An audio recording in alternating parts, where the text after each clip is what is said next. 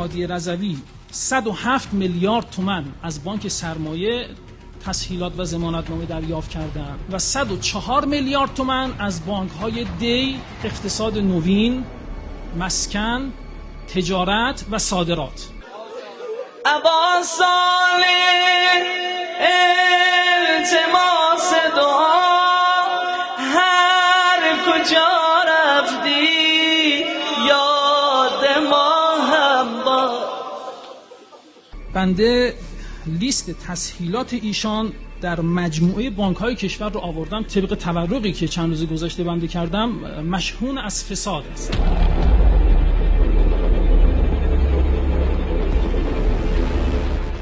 ایشون میفرمایند که من بازرگان بودم، شرکت‌های سالن‌های چند منظوره داشتم و استودیو سازی می‌کردم و فلان.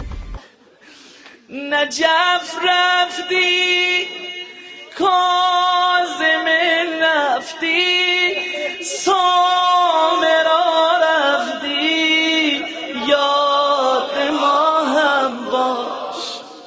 تماس دعا.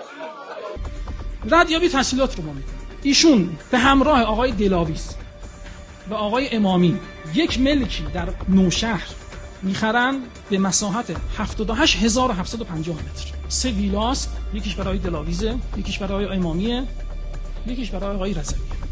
ویلای کاملا لوکس. بقی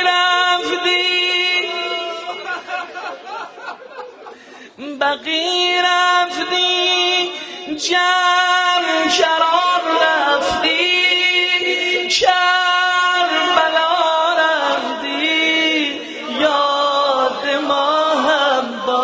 سرمایه گذاری بعدی آقای رضوی، ملکی در خیابان آفریقا به مساحت 456 متر سرمایه گذاری برای کشور اشتغال آفرینی می‌کرد.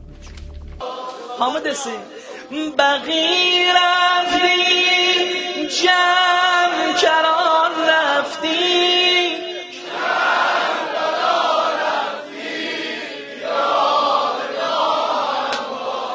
در خیابان احمد قصیر ایشون 5 طبقه خریداری میکنن، هر طبقه 260 متر.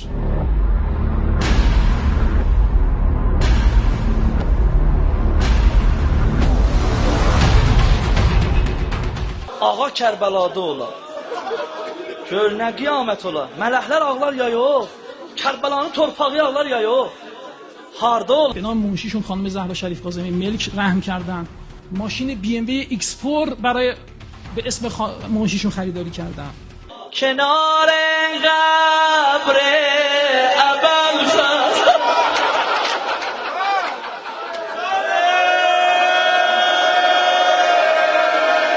ملکی در خیابان فرشته از آقای امامی خرید میکنند. سرمایه گذاری بعدی آقای رضوی، سواری مازراتی. ایشون مازراتی خرید میکنه با پول معلما. همه رو هم با هم داشته ها، اینجوری نبوده بفروشه بخره، همه رو با هم داشته. ایشون بعضی موقع حالا خبرایی هست که ایشون با یه تشریفاتی خیابون میومدن. بنز اس 500، سوزوکی، ماشین سوزوکی، تویوتا رافور، موتورسیکلت ام وی آگوستا. قیمتش من از دوستان سوال کردم، قیمتش فقط بخوام عرض بکنم به اندازه 10 تا پراید از مدل 50 میلیون تومانیشه. گبرو قربانمو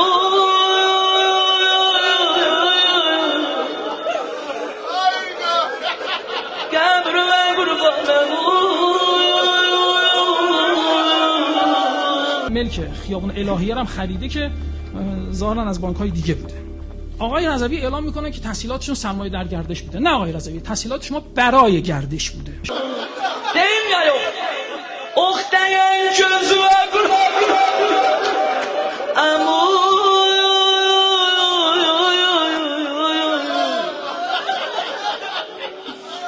Amu sen uca boyudun Amu sen uca boyudun Balaca gebru kurbanım. شما متهم کلان هستید، مجموعه بانک‌های کشور رو به یغما بردید و باید پاسخگوی اعمال خودتون باشید.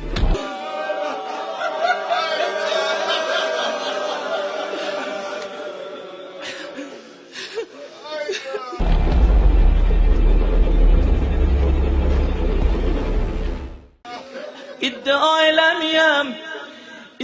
eləmiyəm, amma fikirliyəm əlam Mədinəni dolanı.